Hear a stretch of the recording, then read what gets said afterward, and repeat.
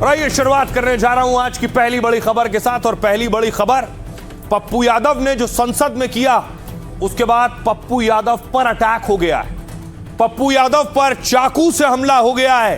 पप्पू यादव ने, आपको याद होगा, संसद के अंदर चढ़ावा चोरी पर यह ड्रामा किया था। सांसदों ने पैसा दिया, पप्पू उसके बाद यह चढ़ावा चोरी का जो पात्र था, दान पात्र, वो लेकर भागे थे। इसके बाद लोग आहत थे, गुस्से में भी थे, लेकिन गुस्सा इस कदर बढ़ जाएगा कि पप्पू पर अटैक हो जाएगा। तस्वीर देखिए, पप्पू यादव प्रेस कॉन्फ्रेंस कर रहे थे अपने घर पर दिल्ली में। पैरों में रख रहे हैं, ये कहाँ का सम्मान? भगवान राम की मूर्ति लेकर के आप दूसरे आदमी के, उसके अवधेश प्रताप के पैरों में रख रहे हैं, ये कहाँ का सम्मान करा आपने? कौन है आपने कहाँ का सम्मान करा? ये कौन है? आपने कहाँ का सम्मान करा?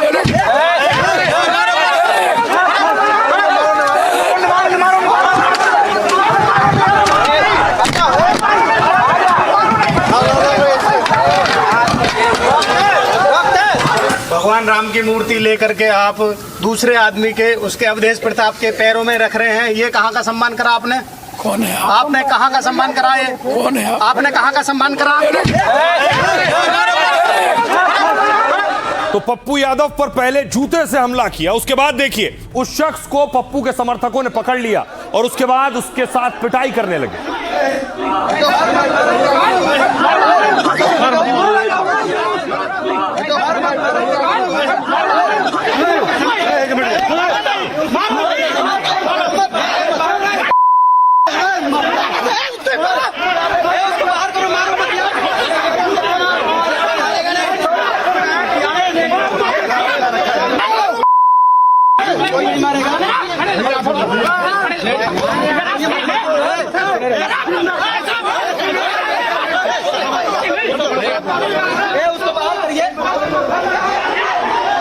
उसके बाद देखिए जितने समर्थक थे उस शख्स को पहले पप्पू यादव ने बचाने की कोशिश की, पप्पू यादव ने उसे पकड़ा है, रोका है।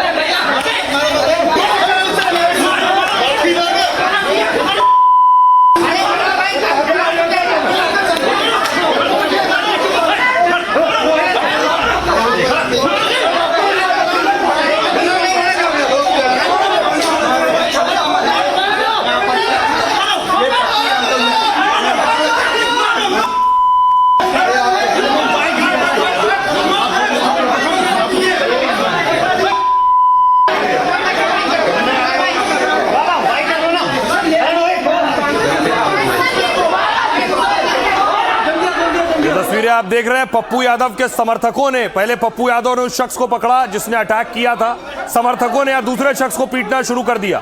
लात, घूंसे, मुक्के सब बरसाने लगे जो पप्पू पर अटैक करने आया था।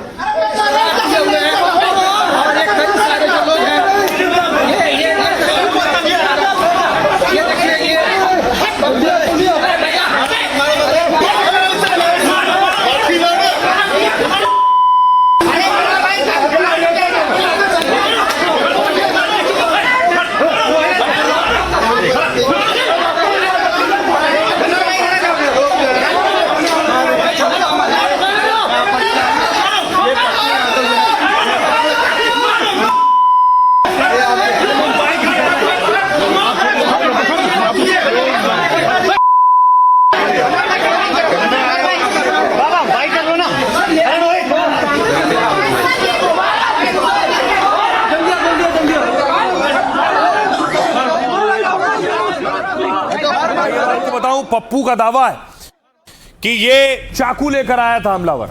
ये जो आप बड़ा लंबा चौड़ा चाकू देख रहे हैं, यही चाकू लेकर पहुंचा था। देखिए कितना धारदार चाकू है।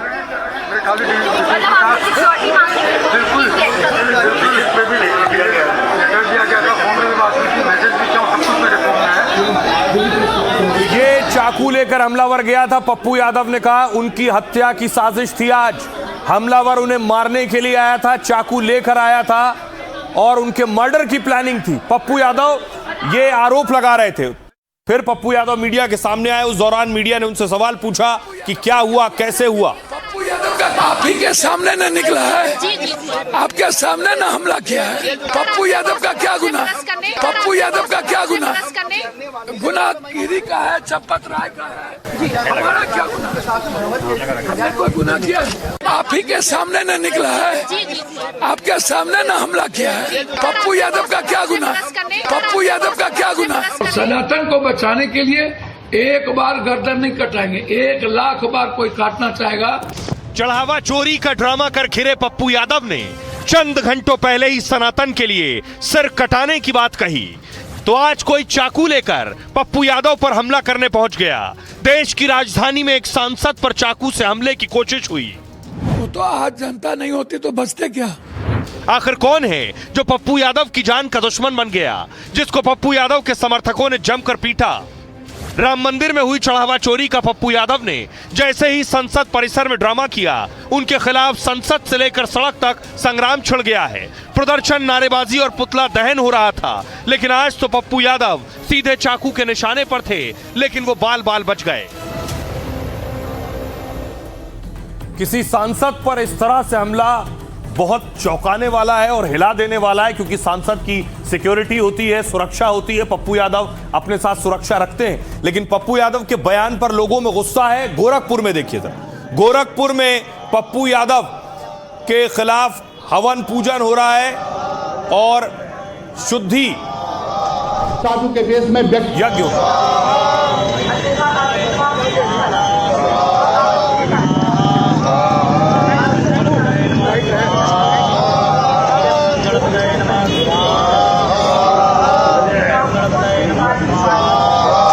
साधु के वेश में व्यक्ति को मारा जाता है, उसको दौड़ाया जाता है और भगवान श्री राम का वो चित्र उनके हाथ से गिर के जमीन पे आ जाता है। ये क्या खेल खेलने का विषय है? तो सिर्फ गोरखपुर नहीं, अयोध्या लिए चलता हूं। अयोध्या में भी देखिए संत समाज में नाराजगी है जो पप्पू यादव के खिलाफ प्रदर्शन कर रहा है।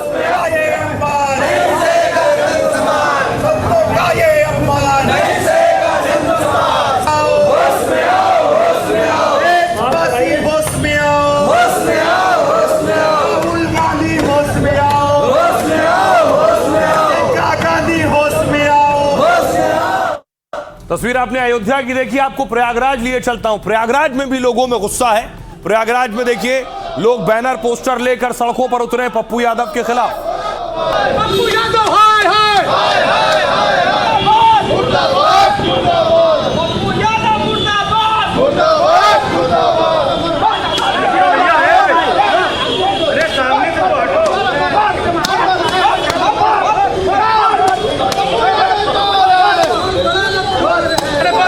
पप्पू यादव हाय हाय हाय हाय हाय हाय मुर्दाबाद मुर्दाबाद पप्पू यादव मुर्दाबाद। अब हावड़ा देखिए जरा, हावड़ा से तस्वीरें आई। हावड़ा में भी लोग गुस्सा निकाल रहे हैं, पप्पू यादव का पुतला फूंक रहे हैं।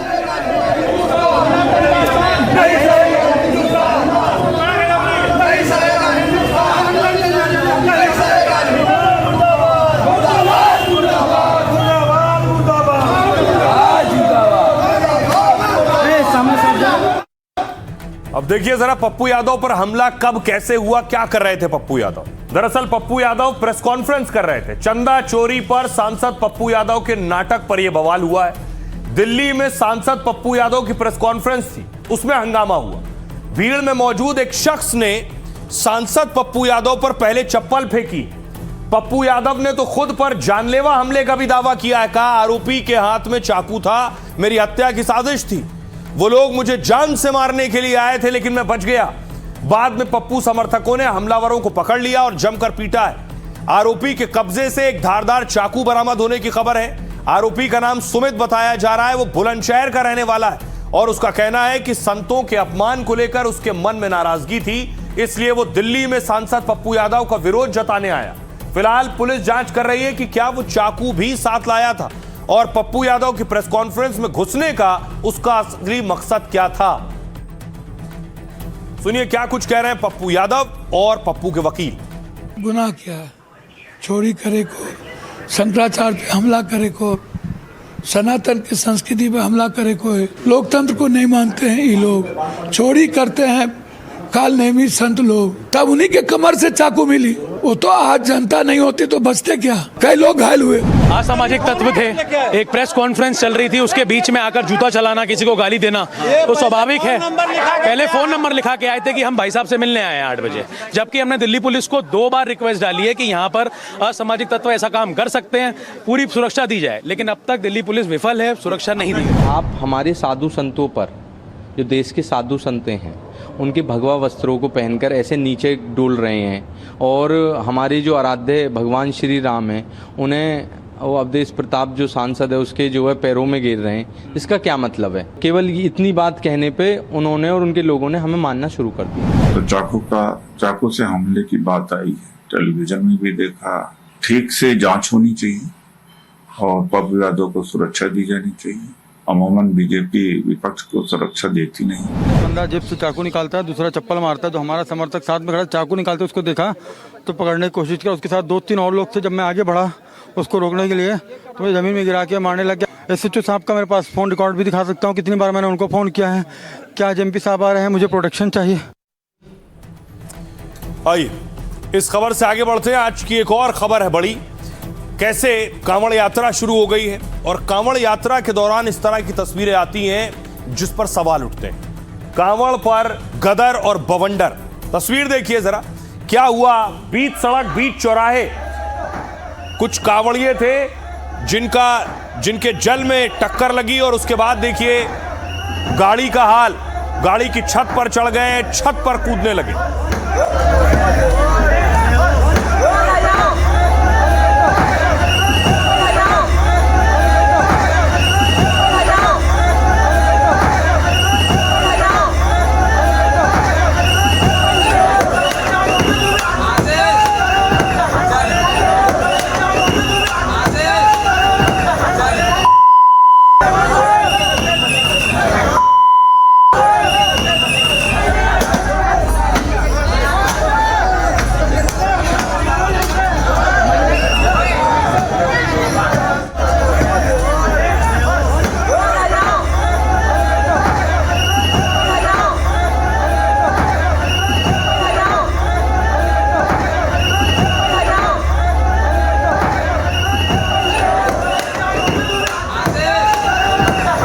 हम आपको रुड़की की दिखा रहे हैं। रुड़की में देखिए पूरी गाड़ी तहस नहस तबाह कर दी है और लाठी डंडे लात घूंसों से गाड़ी के परखच्चे उड़ा दिए।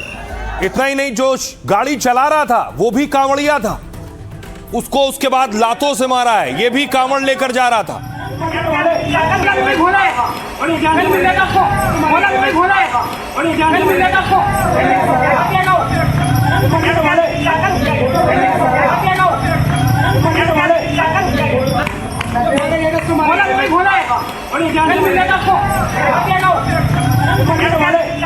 ये जो तस्वीर आप देख रहे हैं, जिनको ये कांवड़िए पीट रहे हैं, वो शख्स भी कांवड़िया है। सोचिए, उसे लात से घूंसों से उसकी पिटाई की गई।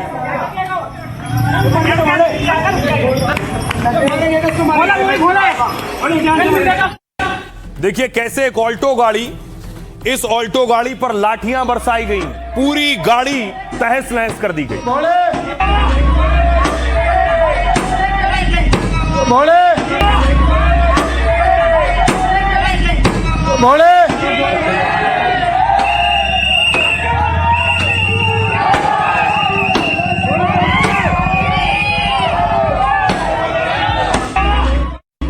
जबकि सीएम योगी आदित्यनाथ ने सख्त हिदायत दी थी कि कोई भी हिंसा ना करे। एक तस्वीर और देखिए, एक शख्स, एक युवक नाम इमरान है, उसकी गाड़ी से टक्कर लगी, जिसके बाद उसके साथ पिटाई की गई।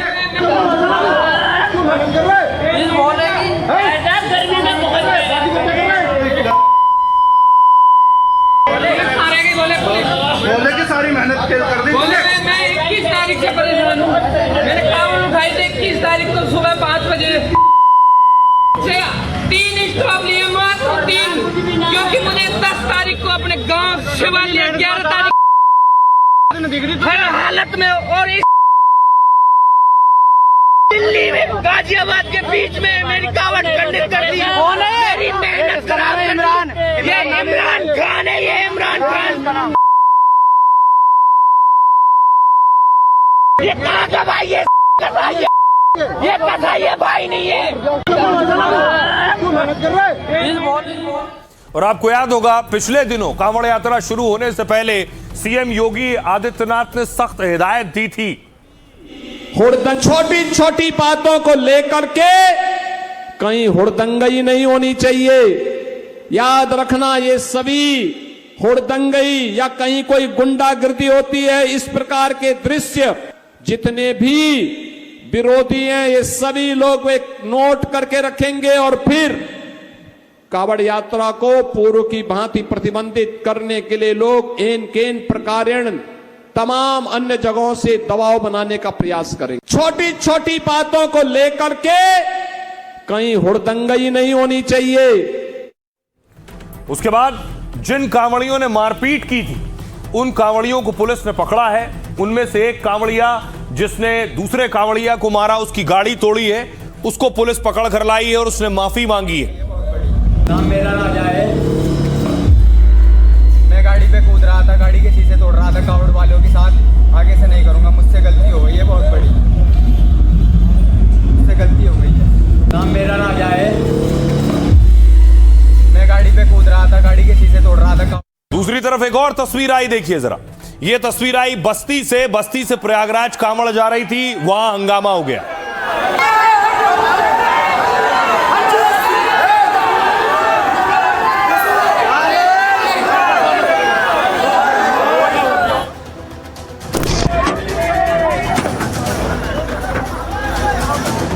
शहर शहर कांवड़ यात्रा पर गदर और बवंडर की तस्वीरें सामने आ रही हैं।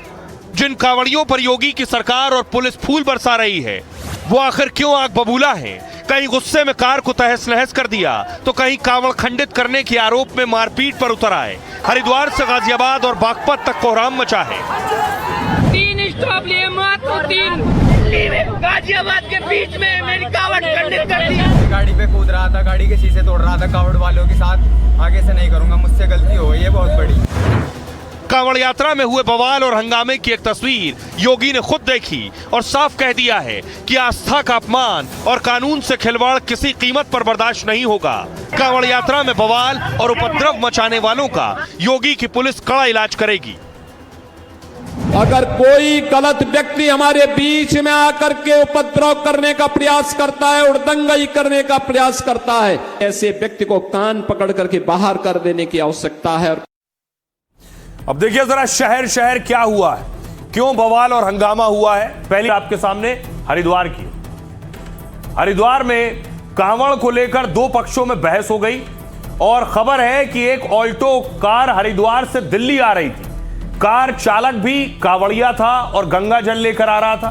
तभी हाईवे पर दूसरे कांवड़ से उसकी हल्की टक्कर हो गई।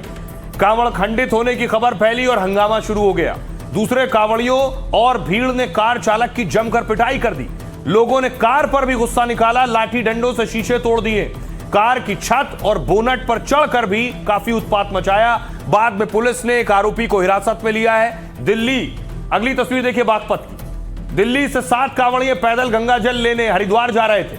भगवान शिव की प्रतिमा से सजी झांकीनुमा कांवड़ लेकर चल रहे थे, तभी पीछे से आई तेज रफ्तार फॉर्च्यूनर ने जोरदार टक्कर मार दी। सुबह करीब 5 बजे कांवड़ियों के हादसे से हड़कंप मच गया। दिल्ली देहरादून एक्सप्रेसवे पर काफी भीड़ जमा हो गई। फौरन घायल कांवड़ियों को अस्पताल पहुंचाया गया। पुलिस ने फॉर्च्यूनर कार को कब्जे में लेकर जांच शुरू कर दी है। बैन के बाद भी कांवड़िए कैसे एक्सप्रेसवे पर पहुंचे, अब सवाल यह है। अगली तस्वीर बस्ती की है। यूपी के बस्ती में कांवड़ यात्रा को लेकर भारी बवाल हो गया। करीब 1 दर्जन कांवड़िए साइकिल से जल लेने प्रयागराज जा रहे थे। कांवड़िए भोलेनाथ के जयकारे और बोल बम के नारे लगा रहे थे। कांवड़ियों का जत्था जैसे ही दक्षिण दरवाजा मस्जिद के पास पहुंचा, तभी कुछ लोगों ने कांवड़ियों पर विवादित और अभद्र टिप्पणी की। गुस्साए कांवड़िए वहीं रुक गए और विरोध करते हुए सड़क जाम कर दी। जल्दी ही हिंदू संगठन के हजारों लोग भी प्रदर्शन में शामिल हो गए। बाद में भारी पुलिस बल तैनात कर किसी तरह जाम खुलवाया गया। गाजियाबाद में देखिए, गाजियाबाद में कांवड़ खंडित होने से कांवड़िए नाराज हो गए, खूब हंगामा किया। एक युवक की जमकर पिटाई कर दी। सोनू 15 दोस्तों के साथ हरिद्वार से गंगा जल लेकर लौट रहा था। रास्ते में इमरान नाम के युवक से टक्कर हो गई और कांवड़ गिर गया।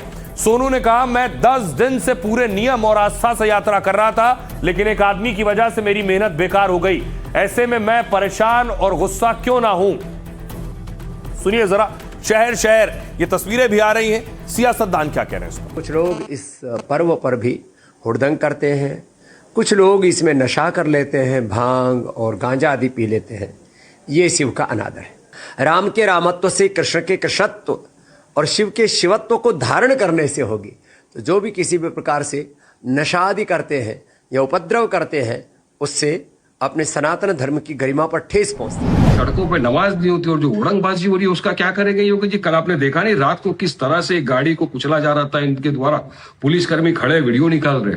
इसका क्या करेगा? दोनों के लिए कानून बराबर होना चाहिए। अगर कानून वारिस पठान के लिए है तो वही कानून वही संविधान योगी आदित्यनाथ के लिए भी है।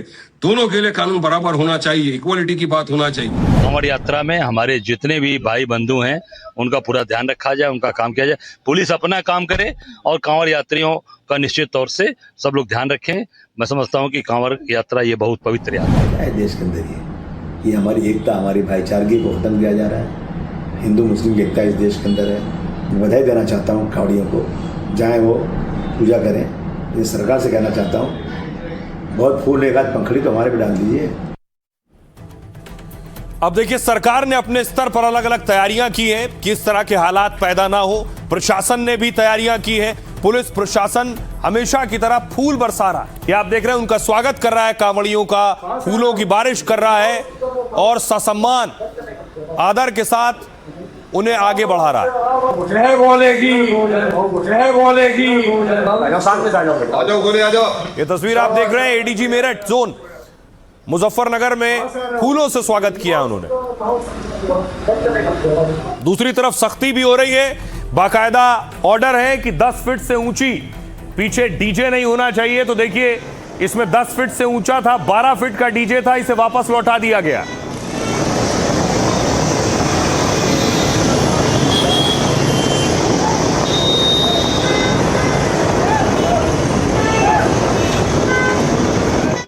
तो बवाल करने वालों की तस्वीर आपने देख ली। अब कुछ अच्छी तस्वीर देखिए। इस शख्स को देखिए, ये 300 लीटर जल लेकर जा रहा है कांवड़ में।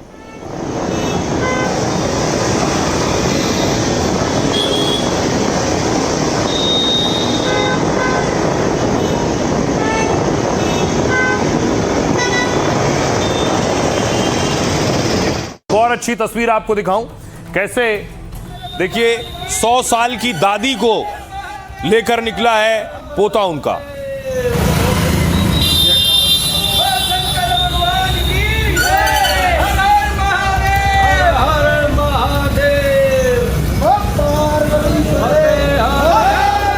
एक और खास तस्वीर आपको दिखाऊं, खास झांकी। ये गाड़ी देखिए जरा, जो पूरी तरह से कांवड़ में तब्दील हो गई है और ये गाड़ी की कीमत 5.5 करोड़ है। 5.5 करोड़ की गाड़ी पे कांवड़ यात्रा हो रही है।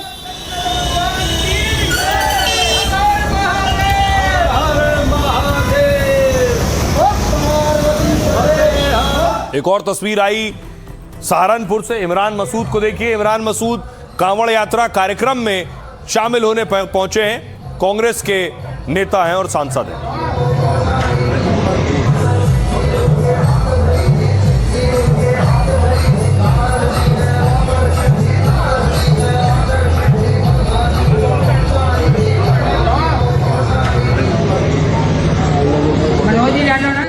कांवड़ यात्रा जिस रूट से जाती है उस रूट से फिलहाल स्कूल बंद कर दिए गए हैं। देखिए का रूट क्या है।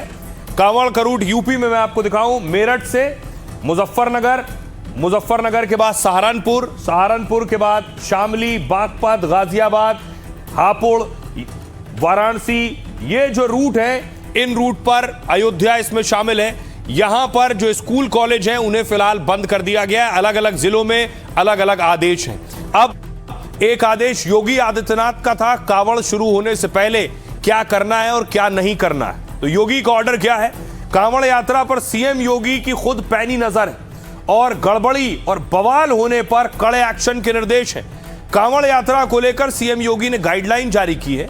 कांवड़ की ऊंचाई अधिकतम 6 फीट तय की गई है। झांकी वाली कांवड़ 10 फीट तक हो सकती है। जुगाड़ वाहन पर पूरी तरह से बैन लगा दिया है। बिना लाइसेंस, बिना साइलेंसर के दुपहिया वाहन पर रोक है। भाला, तलवार, त्रिशूल जैसे हथियार के साथ यात्रा पर रोक है। सभी श्रद्धालुओं के पास वैध पहचान पत्र होना अनिवार्य है। कांवड़ यात्रा को लेकर सीएम योगी ने अधिकारियों के साथ बैठक की है और कहा है कि कांवड़ियों की सुरक्षा और सुविधा सर्वोच्च प्राथमिकता है। कांवड़ मार्ग में पड़ने वाली शराब और मांस की दुकानें बंद रखी जाएं। दुकान, रेस्टोरेंट के बाहर संचालक का नाम साफ अक्षरों में दर्ज हो। मिलावट या तय कीमत से ज्यादा वसूलने पर बड़ी और कड़ी कार्रवाई होगी। अव्यवस्था या अराजकता फैलाने की कोशिश करने पर कठोर एक्शन लिए जाएंगे। प्रशासन कांवड़ यात्रा में पूरी तरह सजगता और संवेदनशीलता से काम करे। सोशल मीडिया के जरिए भ्रामक और फर्जी सूचनाओं को तुरंत रोका जाए और अफवाह फैलाकर सौहार्द बिगाड़ने वालों पर भी फौरन कार्रवाई हो। कांवड़ियों से भी अपील की गई है कि छोटी छोटी बातों पर हुड़दंग नहीं होना चाहिए। सुनिए जरा योगी आदित्यनाथ क्या कह रहे हैं। अगर कोई गलत व्यक्ति हमारे बीच में आकर के उपद्रव करने का प्रयास करता है, हुड़दंगई करने का प्रयास करता है, पहले ही ऐसे व्यक्ति को कान पकड़ करके बाहर कर देने की आवश्यकता है और कह देने की आवश्यकता है कि अनुशासनहीनता हम नहीं स्वीकार करेंगे। पर्व और त्योहारों की इस मर्यादा को ध्यान में रख करके अगर हम कार्य करेंगे तो आने वाले समय में ये परंपराएं और अच्छे ढंग से आगे बढ़ेंगी। तो कांवड़ यात्रा अभी चलनी है, इस तरह की तस्वीरें आ सकती हैं, इसलिए पुलिस प्रशासन अपनी तरफ से चौकस है, चारों तरफ नजर रख रहा है, निगरानी कर रहा है। देखिए मुजफ्फरनगर की तस्वीर आपको दिखाऊं, कांवड़ यात्रा का रूट है, पुलिस पेट्रोलिंग कर रही है मुजफ्फरनगर में।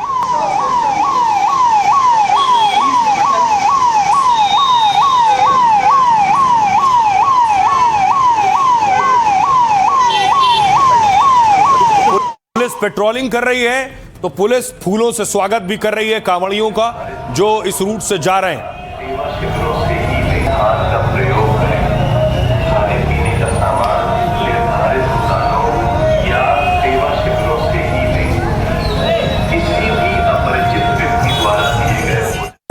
और यही हाल हर जगह है, हर जिले में, हर शहर में। हरिद्वार की तस्वीर मैं आपको दिखाऊं, देखिए हरिद्वार में भी पुलिस ने फूलों से स्वागत किया और उसके बाद खाने के इंतजाम किए।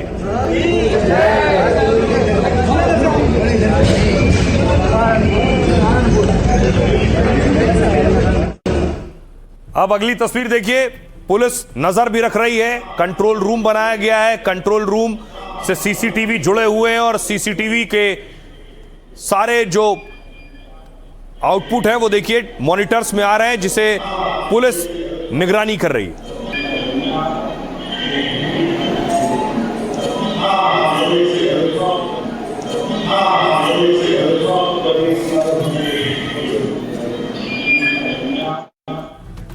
अब देखिए कांवड़ यात्रा की हाईटेक सुरक्षा है के लिए इंतजाम क्या है। यूपी में कांवड़ यात्रा की सुरक्षा में एटीएस तैनात की गई। एटीएस यूपी पुलिस का खास आतंकवाद विरोधी दस्ता है।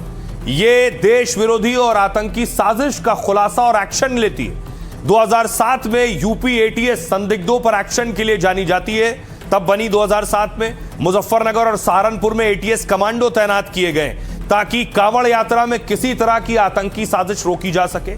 इसके साथ ही पूरे प्रदेश और खास तौर पर पश्चिमी यूपी में पुलिस अलर्ट पर है। 60,000 से ज्यादा पुलिसकर्मियों की खास ड्यूटी लगाई गई है। 5,500 से ज्यादा सब इंस्पेक्टर को कांवड़ यात्रा में लगाया गया है। यात्रा रूट पर पुलिस की टीम लगातार फ्लैग मार्च कर रही है। मेरठ से लेकर सहारनपुर तक में खास कंट्रोल रूम बनाए गए। इन कंट्रोल रूम से पूरे कांवड़ यात्रा पर इंतजाम पर नजर रखी जा रही है। अकेले मेरठ में 3,000 कैमरे और 100 ड्रोन से निगरानी की जा रही है। इसी तरह सहारनपुर में 3,000 कैमरे और 50 ड्रोन लगाए गए। गाजियाबाद, नोएडा में ही 2,000 कैमरों से नजर रखी जा रही है। ये इंतजाम किए गए हैं। सुनिए क्या कुछ कह रहा है पुलिस प्रशासन। हमारे जोन के 10 जनपदों में कांवड़ को लेकर के सभी तैयारियां कर ली गई हैं और कल पहला सोमवार है, उसके परिप्रेक्ष्य में सभी व्यवस्थाएं हैं। सभी अधिकारी भ्रमणशील रहेंगे, मैजिस्ट्रेट, पुलिस अफसर्स और सभी विभाग आपस में कोऑर्डिनेशन के साथ तैयारियां कर चुके हैं और जो लास्ट मोमेंट पर जो ब्रीफिंग रिहर्सल्स हैं वो भी हम लोग कर रहे हैं और सभी तैयारियां हैं। हम आश्वस्त हैं कि पूरे पर्व को बहुत अच्छी तरीके से संपन्न करेंगे। 89 सेक्टर्स 141 सब सेक्टर्स में बांटा गया है। इसमें टेक्निकल जो हमारी व्यवस्थाएं हैं उसमें टेथर ड्रोन का व्यवस्था इस बार पहली बार की जा रही है। आसपास एक ही जगह से एक एक चीज का उसमें फोटो आ सकता है। इसमें BDDS की टीम जो बम डिस्पोजल होती है, ATS की टीम जो एंटी टेररिस्ट स्क्वाड होती है, वो पूरे 38 लोगों के साथ यहाँ पर डिप्लॉय की जा रही है शिव चौक। अब देखिए, यूपी से ही आज की एक और खबर भी है। आज योगी आदित्यनाथ, दरअसल मॉनसून सत्र शुरू हो रहा है उत्तर प्रदेश में, उससे पहले आज बैठक थी। फिर उस बैठक के लिए पहुंचे थे, दूसरे दलों के नेताओं को भी बैठक के लिए बुलाया गया था।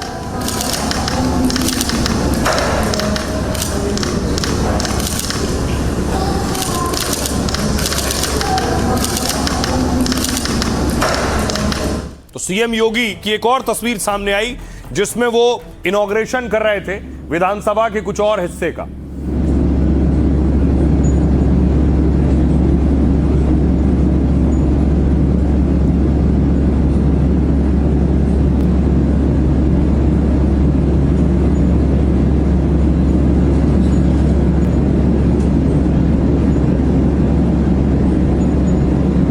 के तट पर स्थित विश्राम घाट अपनी शांत गरिमा के साथ आपका स्वागत करता है।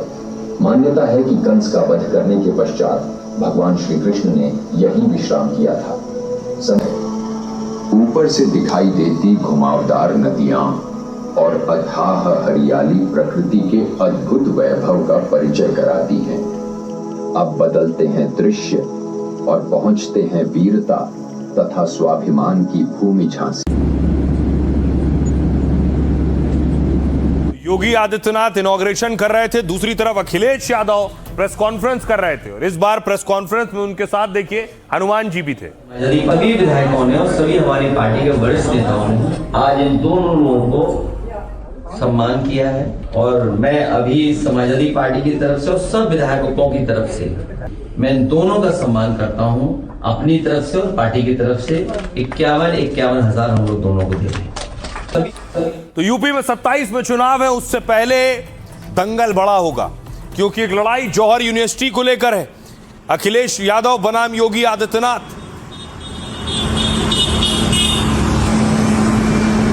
पिछले दिनों यह खबर आई थी कि जौहर यूनिवर्सिटी पर बुलडोजर नहीं चलेगा, लेकिन जौहर यूनिवर्सिटी IT और ED की रडार पर आ गई। यह है जौहर यूनिवर्सिटी।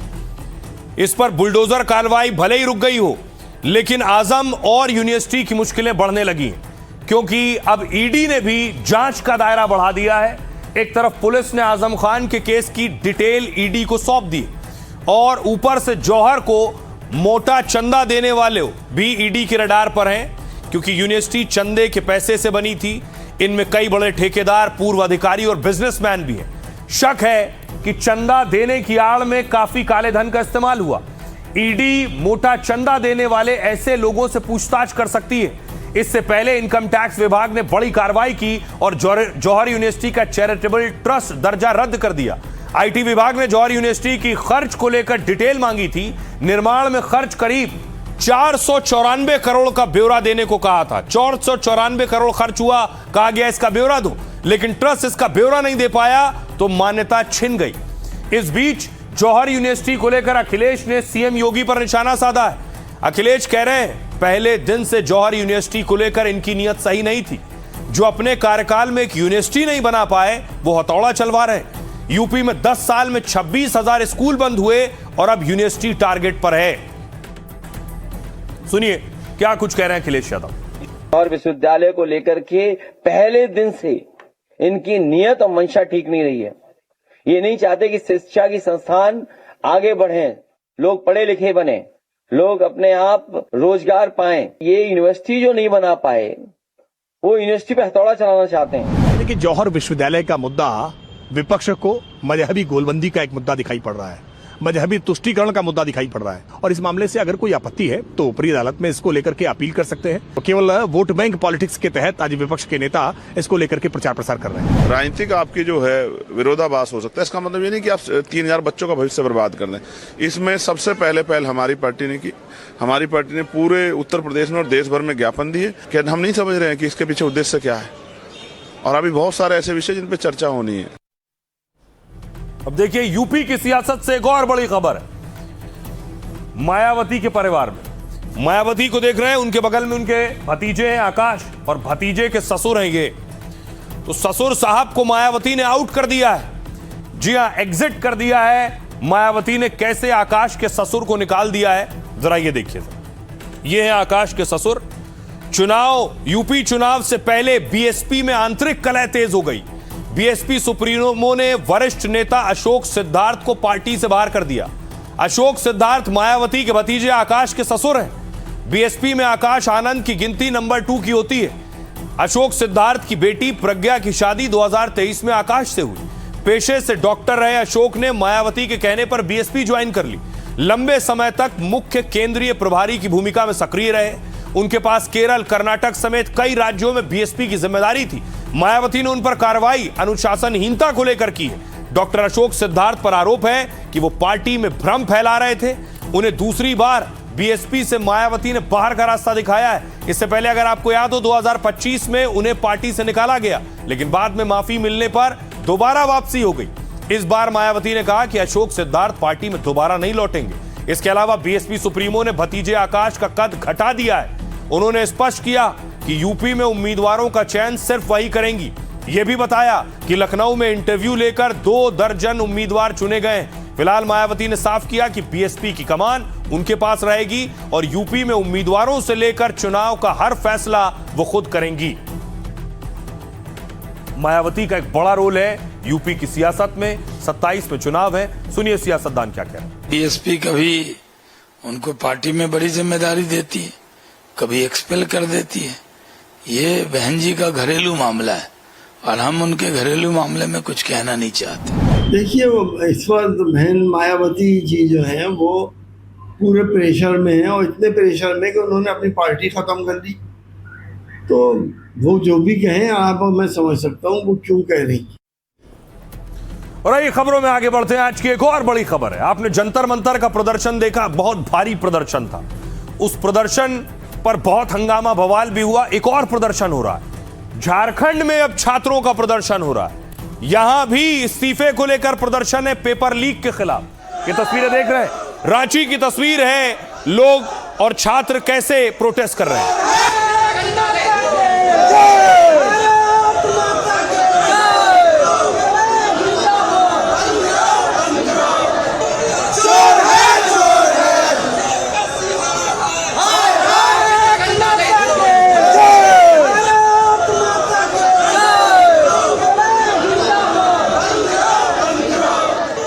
देखिए लोग, छात्र कैसों पर उतरे, बैनर पोस्टर लेकर अनिश्चितकालीन सत्याग्रह लिखा है।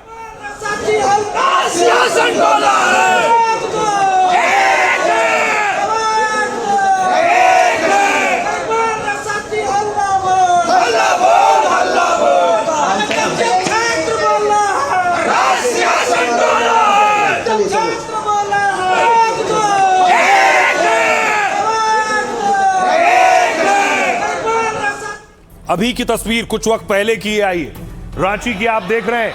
छात्र मशाल लेकर सड़कों पर उतरे हैं।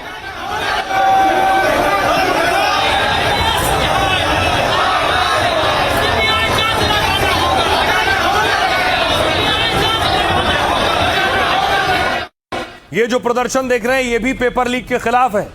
अब लोग सवाल पूछ रहे हैं, जंतर मंतर वाली टीम कहां है? वो झारखंड क्यों नहीं पहुंची?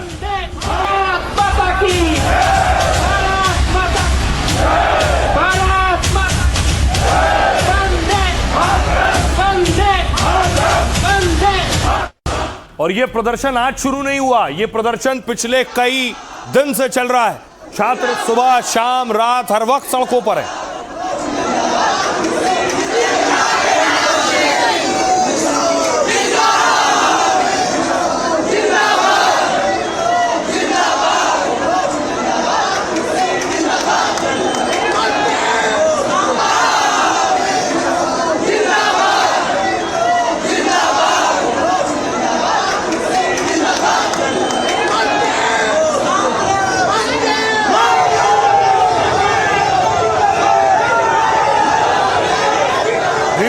जहां तक नजरें जाएंगी आपको छात्र नजर आएंगे और छात्र इस्तीफे की मांग कर रहे हैं। पेपर लीक के खिलाफ सड़कों पर हैं। जेपीएससी का पेपर लीक हुआ।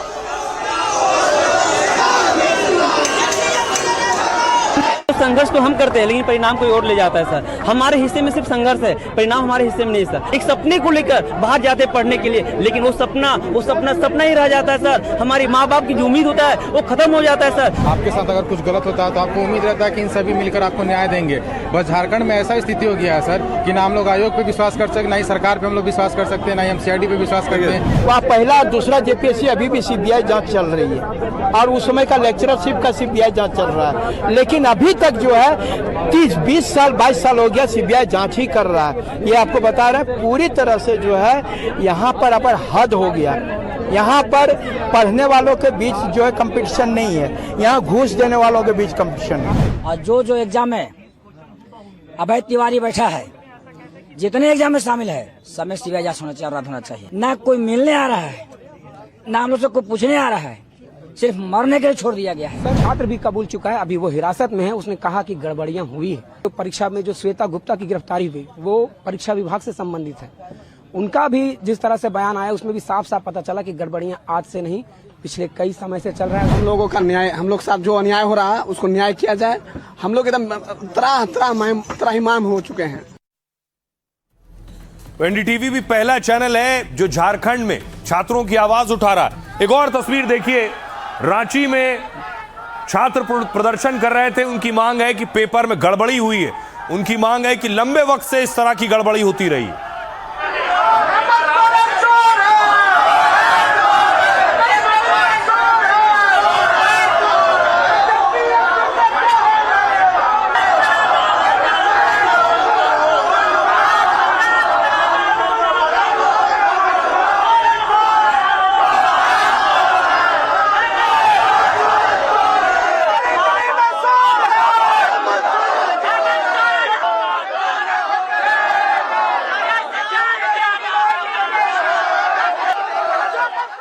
अब आपको बताऊं, यहां भी रांची में भी हालात जंतर मंतर जैसे हो गए। अगर आपने तस्वीरें याद हो कि जंतर मंतर में प्रदर्शनकारियों तक लोग फूड डिलीवरी करवा रहे थे, ऑर्डर कर रहे थे। यहां भी देखिए वही हो रहा है कि जोमेटो और बाकी ऑनलाइन फूड पहुंचाए जा रहे हैं।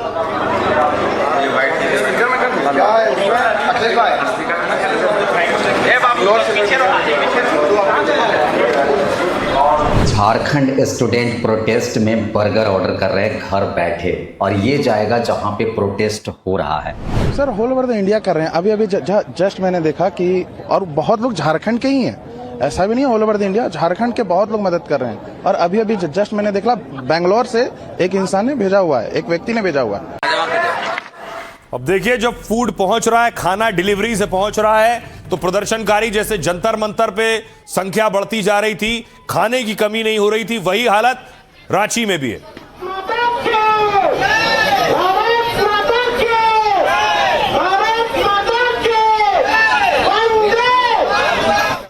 अब देखिए किस तरह से प्रदर्शन की नई नई तस्वीरें आपने जंतर मंतर में भी देखी होंगी। लेकिन अच्छी चीज ये है, यहाँ अभद्रता नहीं हो रही है, कोई गाली नहीं दे रहा है, कोई अपशब्द नहीं बोल रहा है। अरे नहीं, मैं सुधीर गुप्ता हूँ, सचिव झारखंड कर्मचारी चयन आयोग। आप लोग मुझे नहीं सुनते हैं? नौकरी ले लो, नौकरी अरे और पैसा है, और पैसा है, थोड़ा सा कुछ सोचिए। अब तिवारी जी से बात कीजिए।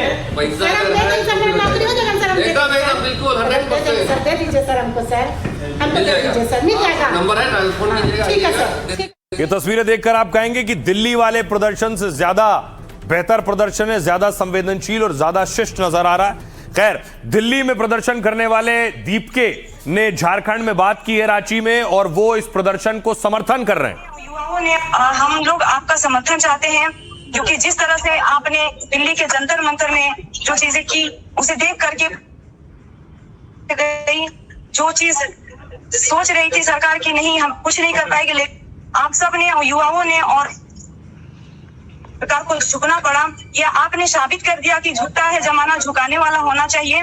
तो सर बहुत बहुत धन्यवाद, हमारी बातों को आप हम लोग आपका समर्थन चाहते हैं, क्योंकि जिस तरह से आपने दिल्ली के जंतर मंतर में जो चीजें की, उसे देख करके गई, जो चीज सोच रही थी सरकार की नहीं हम कुछ नहीं कर पाएंगे, लेकिन आप सब ने, युवाओं ने और सरकार को झुकना पड़ा। यह आपने साबित कर दिया कि झुकता है जमाना। सीजेपी के नेता आशुतोष राका को जो झारखंड में बात कर रहे हैं, अभिजीत दीपके भी जिन्हें आप देख पा रहे हैं, वो भी व्हाट्सएप कॉल पर जुड़े हैं और ये भरोसा दिला रहे हैं कि वो भी रांची के इस प्रदर्शन का हिस्सा बनेंगे। जो चीज दूसरी तरफ सरकार अपने स्तर पर जांच भी कर रही है। ये तस्वीर देखिए, खुद पहुंचे JPSC chairman CID office.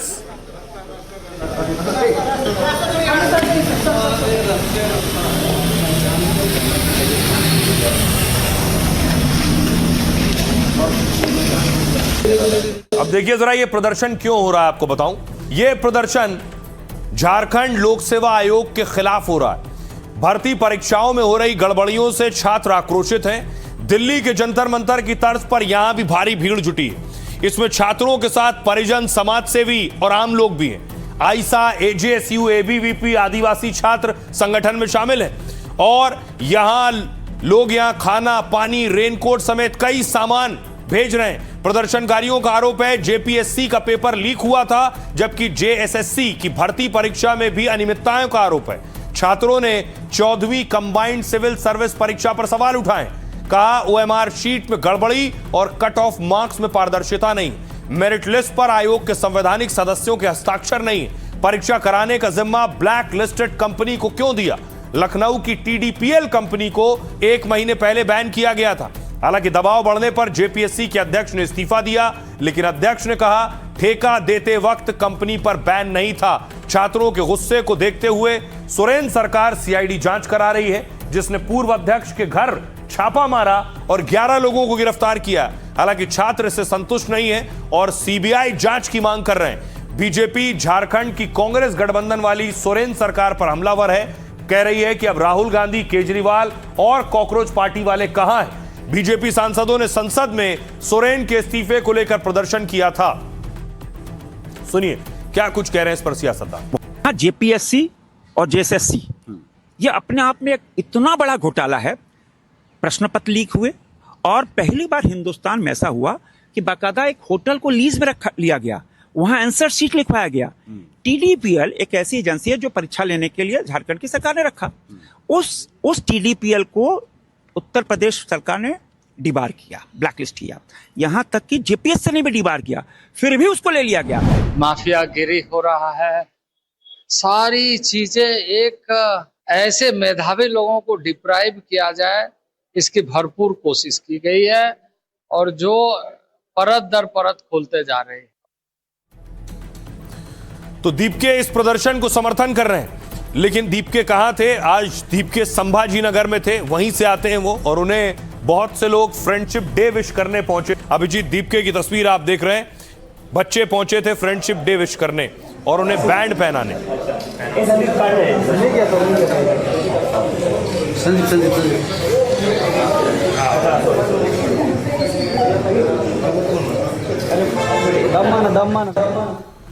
Dipke एक और प्रोटेस्ट को समर्थन का दावा कर रहे हैं, लेकिन दीपके की फंडिंग पर आरटीआई की तलवार लटक रही कि उनके पास इतना पैसा कहां से आ रहा है, यह सवाल पूछा जा रहा है। सीजेपी के फाउंडर दीपके की फंडिंग की जांच की मांग उठी है।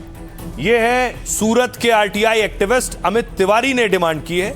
उन्होंने सवाल उठाए कि दीपके परिवार क्या इतना सक्षम है जो उनके पिता ने बेटे को विदेश में पढ़ाई के लिए भेज दिया।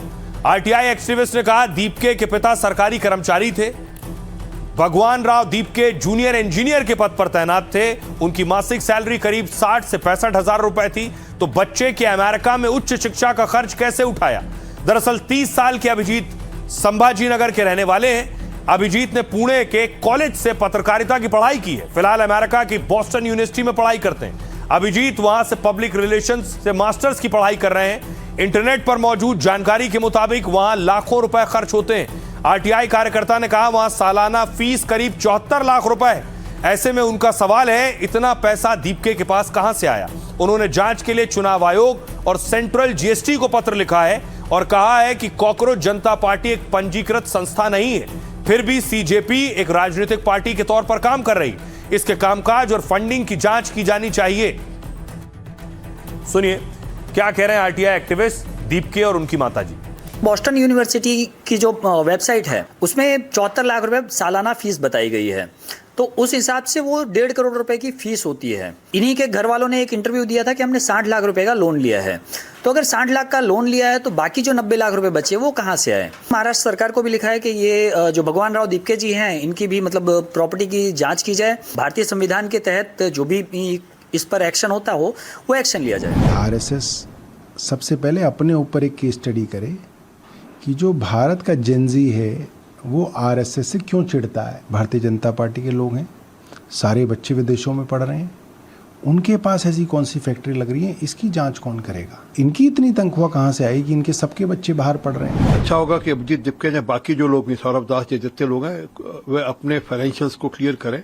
कोई जब सामाजिक जीवन में कोई व्यक्ति रहता है तो जो समाज का लेंस है उसके अंतर्गत जवाब भी देने पड़ते हैं। जवान छात्रों के हक में दबे कुचले वर्ग के को न्याय दिलाने के लिए अगर कोई भी आंदोलन करेगा तो उसको एंटी नेशनल करार कर दिया जाएगा।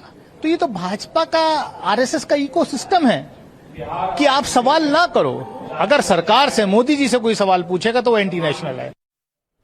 तो दीपके को फंडिंग कहां से हो रही है, पढ़ने कैसे गए, इस पर सवाल उठ रहे हैं। तो जंतर मंतर में जो प्रोटेस्ट हो रहा था उसको लेकर एक बड़ी खबर आई है कि जंतर मंतर के प्रदर्शन में आखिर माहौल खराब करने की कोशिश मसूद अजहर कर रहा था। दावा यह है कि आतंकी भेजने की साजिश रची जा रही थी इस प्रोटेस्ट में। आपको कल मैंने दिखाया था, एक आतंकी पकड़ा गया है, इसका नाम हमीम मंडल है। इसे एसटीएफ ने पकड़ा है। हमीम मंडल पर आरोप है कि हमीम मंडल जंतर मंतर में माहौल खराब करना चाहता था।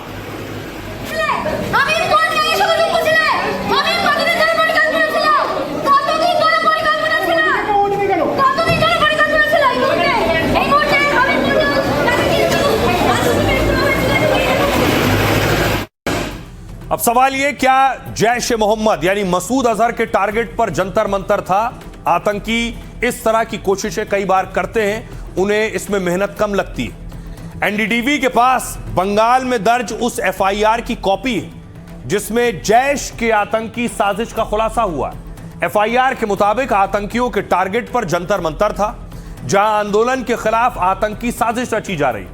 दावा आतंकी हमीम छात्रों के आंदोलन में घुसने वाला था। पुलिस की वर्दी में हमीम जंतर मंतर के आंदोलन में घुसना चाहता था और वहां जाकर तोड़फोड़ और हंगामा करने की फिराक में था।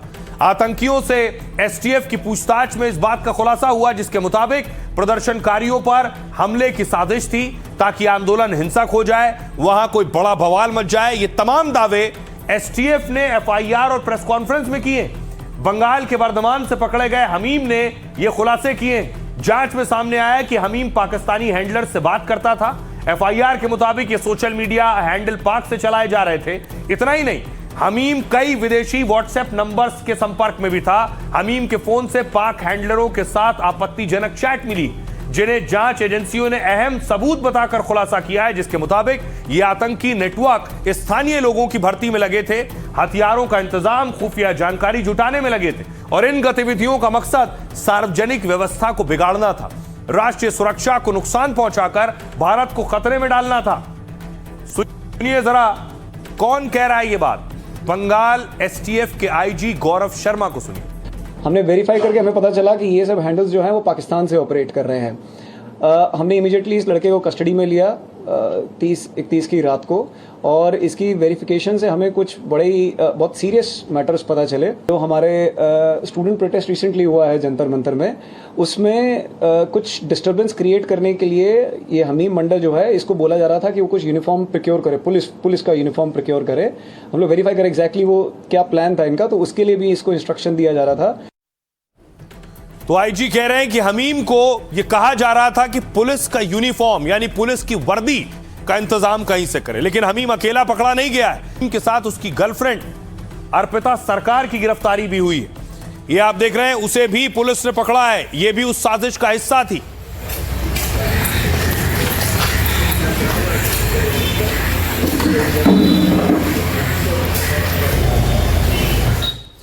उसकी तस्वीर मैं आपको दिखाऊं। यह है हमीम की गर्लफ्रेंड अर्पिता सरकार, जो हमीम के साथ जुड़ी हुई थी और इस साजिश में शामिल थी, लेकिन अर्पिता के निशाने पर शुभेंदु अधिकारी थे। जी हां, बंगाल के मुख्यमंत्री पाक की जासूस हसीना का हनी ट्रैप प्लान क्या है, ये मैं आपको बताऊं। अर्पिता सरकार सीएम शुभेंदु को मारने के लिए ये हनी ट्रैप साजिश रची गई। ये खुलासा हमीम और उसकी गर्लफ्रेंड की गिरफ्तारी से हुआ, क्योंकि जैश के नेटवर्क में हमीम के साथ उसकी गर्लफ्रेंड भी थी। जांच के मुताबिक अर्पिता सरकार को हनी ट्रैप का काम मिला ताकि वो भारत में बड़े नेताओं अफसरों को हनी ट्रैप में फंसा सके। हनी ट्रैप का ये जाल पाकिस्तानी खुफिया एजेंसी आईएसआई करवा रहा था, क्योंकि हमीम और अर्पिता के लिंक आईएसआई से जुड़े हैंडलर्स से थे। जिन पाक हैंडलर्स के नाम सामने आए वो शहजाद भट्टी के गुर्गे हैं और इन्हीं के इशारे पर हमीम और अर्पिता आतंकी नेटवर्क चला रहे थे। इसी के लिए हमीम की गर्लफ्रेंड अर्पिता हनी ट्रैप के शिकार ढूंढ रही थी। अर्पिता सरकार को टास्क दिया गया था कि वो हनी ट्रैप के जरिए बंगाल के सीएम शुभेंदु अधिकारी के दफ्तर में अपनी पहुंच बनाए। इसके बाद शुभेंदु अधिकारी की हत्या करने का प्लान था। इस साजिश को अंजाम देने के लिए अर्पिता हनी ट्रैप में जुटी थी। वो सीएम से जुड़े अफसरों और नेताओं पर भी डोरे डाल रही थी। बंगाल के मंत्री उमेश राय के बेटे को भी अर्पिता फंसाना चाहती थी ताकि उसके जरिए सीएम के दफ्तर तक पहुंच बनाई जा सके। लेकिन मंत्री की शिकायत के बाद गहराई से पड़ताल हुई, फिर एसटीएफ की जांच और एक्शन ने अर्पिता का प्लान फेल कर दिया। क्या कुछ कह रहे हैं सियासतदान इस बड़े खुलासे के बाद? तो जंतर मंतर पे जिस तरीके से प्रोटेस्ट हो रहा था, उस प्रोटेस्ट को भारत में सरकार को टॉपल करने के लिए, भारत में सरकार को गिराने के लिए, सरकार के खिलाफ साजिश करने का एक रूपरेखा यहाँ पे लोग बना रहे थे। अब धीरे धीरे पूरा जो स्क्रिप्ट है, स्क्रिप्ट बाहर आ रहा है। बंगाल की एसटीएफ ने क्या कहा है, लेकिन शायद सीबीआई ने लेटेस्ट ये कहा है कि शुभेंदु अधिकारी के पीए का जो मर्डर हुआ उसमें भाजपा के कार्यकर्ता और नेता इन्वॉल्व थे। ये शायद चार्जशीट में उन्होंने कहा है। पुलिस ने अरेस्ट किया है और क्या क्या इसके साथ जुड़ा हुआ है, कहां तक तारीख, तो जब पूरा इंक्वायरी होगा आगे तथ्य आएगा। अनुमान के आधार पर, संदेह के आधार पर बहुत कुछ बातें बोला जा रहा है। इससे भी भयंकर कुछ हो सकता है। इंटेलिजेंस अपना काम करे, अगर इन्वॉल्वमेंट है और सही है, विद फैक्ट्स है, यह नहीं कि प्रोपेगेंडा के रूप में धरपकड़ होना चाहिए, उनको पनिशमेंट। मेडल विजेता जब वापस लौट रहे हैं तो उनका कितना भव्य स्वागत हो रहा है। देश का नाम रोशन करके लौटे।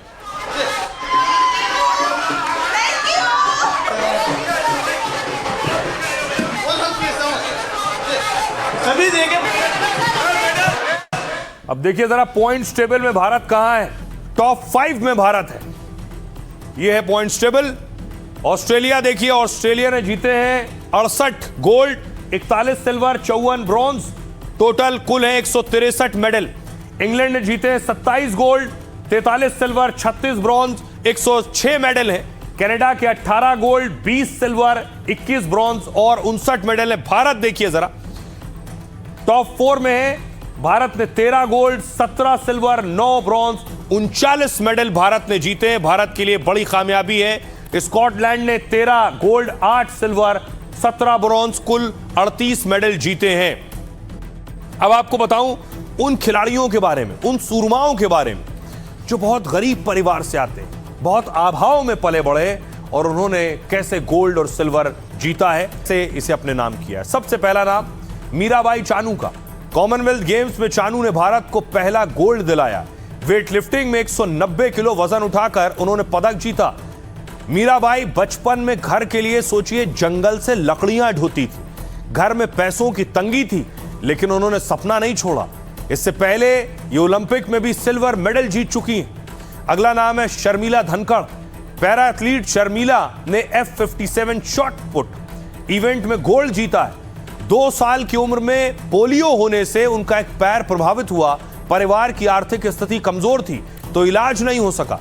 19 साल की कम उम्र में शर्मिला की शादी कर दी गई, लेकिन शराब के नशे में पति उनके साथ मारपीट करता था। बाद में उन्होंने अपनी पति को छोड़ा और स्पोर्ट्स में करियर बनाया। एक और नाम सोमन राणा।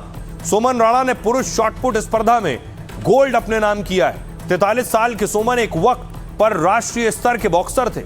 वो भारतीय सेना में सूबेदार के पद पर तैनात थे। एक ऑपरेशन के दौरान लैंडमाइन विस्फोट में दाहिना पैर गंवा दिया। उनका बॉक्सिंग करियर खत्म हो गया था, लेकिन उन्होंने हार नहीं मानी। करीब 10 साल पैरा शॉटपुट शॉटपुट से नई शुरुआत की और मेडल जीता।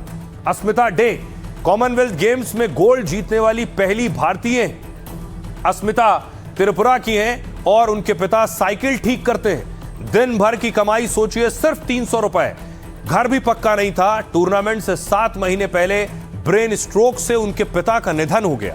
अस्मिता टूट चुकी थी, लेकिन फिर भी उन्होंने हार नहीं मानी। गोल्ड जीतने के बाद उन्होंने पदक पिता को समर्पित कर दिया। एक और नाम दिलीप गावित का है। पुरुष 100 मीटर रेस में दिलीप गावित ने स्वर्ण पदक जीता। महाराष्ट्र के नासिक के रहने वाले दीपक किसान परिवार से आते हैं। बचपन में वो अपने माता पिता की मदद के लिए खेत भी जोता करते थे, खेत में जाते थे। 5 साल की उम्र में पेड़ से गिरने पर उनका हाथ चोटिल हो गया। एक आयुर्वेदिक वैद्य ने उन्हें पट्टी बांधी और वापस भेज दिया, लेकिन बाद में घाव में इंफेक्शन बढ़ने के बाद उनका हाथ काटना पड़ा। हालांकि दीपक ने शारीरिक चुनौती को भी कभी कमजोरी बनने नहीं दिया।